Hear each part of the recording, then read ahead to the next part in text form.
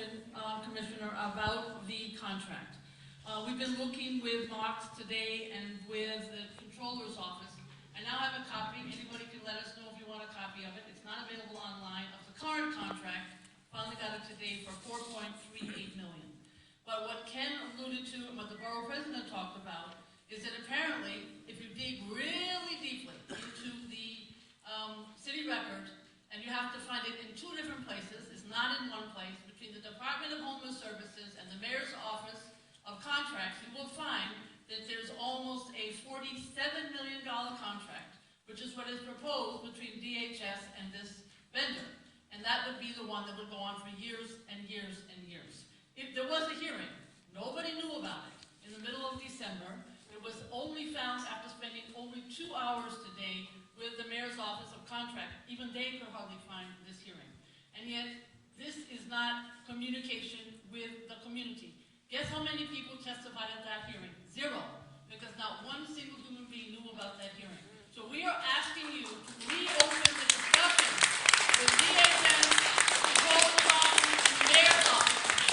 Even though you might have followed the letter of the law, for those who read the city record every single day, and I do not, I'll be honest with you, but it is even hard for the Mayor's Office of Contract to find the hearing. And in some cases, if you look at it carefully, you'll find that the hearing date did not coincide with the topic. I won't get into all the specifics in the letter, but be glad to circulate it. So I want to understand if you would be willing to reopen this discussion. My understanding is, and the Borough President's Office is looking at this also, that legally the mandates may not have been met. So, just a couple things. First of all, the Borough President was here. He admitted that his office was notified about the hearing. He said he missed it. So, that's what he said. That's what he said. That's not what he said. That is what he said. That's not what he said. That's what he said. Liar. No, that's not true. He said he admitted, he said he got a lot of emails and he missed them. He said that sarcastically. Commissioner, I'm trying to stay out of this, but I believe what he said is that you snuck it under the rug. That's not true. He admitted he got an email. This is not a fair comment on what he said. This is in no way. Yes, it There is. is a mischaracterization. We all heard it. We all heard it. Liar. That is, and there's a copy here of a letter dated November 30th to the Borough President, Jimmy Yan, telling about the contract. That's not what he said. I'm letting you know that Councilman, I was on the emails today that went around regarding this issue. The Procurement Policy Board rules require the agency, whenever going into any contract, and this is true for homeless services or the Parks Department or any other agency you work with, that the agency notifies the 5 borough presidents, which was done in this case, the City Council, which was done in this case, and also the City Controller's Office, which was done in this case. The letter was dated November 30th. It was not only sent hard copy, but it was sent via email, scanned PDF. It was not only sent to the Borough President, but it was sent to the attention of Jimmy Yan, who is the General Counsel to the Manhattan Borough President. They were notified. It also appeared in the city record, which is part of the Procurement Policy Board rules. So the City Council knew about this, the Borough President knew about this, and the City Controller knew about this, and they were notified. Hold on.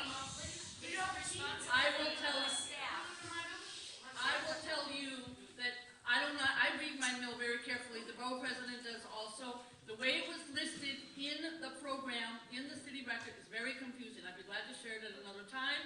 And I don't think, if you are really serious about notifying and working with the community, you would have done a much broader discussion than what you suggested. I am letting you know that's how you work with a community. We are not. $47 million, okay, of taxpayer money. The community needs to have some input. That's what I'm saying. Okay, I'm gonna... In a core city council member previously, and the staff at DHS having all worked for city council members at one point, it is the responsibility. The borough president, it's very interesting. The borough president didn't know and we didn't know. We have emails indicating, both the city record does indicate it is the responsibility of your staff, and also we do not write the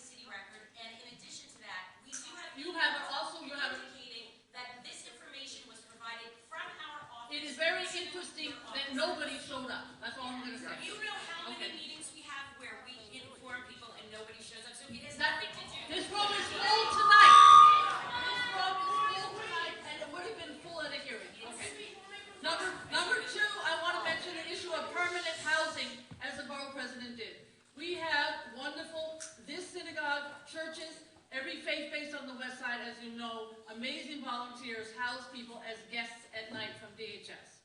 And I have talked to all of them.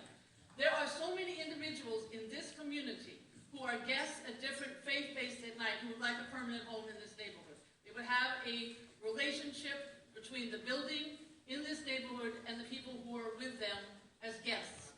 But that's not possible unless we make this a housing that is permanent and not charge $3,300 a month, which is what these individuals are getting today. So I want to see permanent housing. And it would address your issues of people who need homes. Number 3, the clergy in this neighborhood are phenomenal. I think you know that. They're here tonight in many cases. My understanding is a year or so ago you met with them and they tell me, I'm not hearing this but secondhand, that there hasn't been much follow-up. If you want to work with the community, one way to do it is with the clergy. And they are now feeding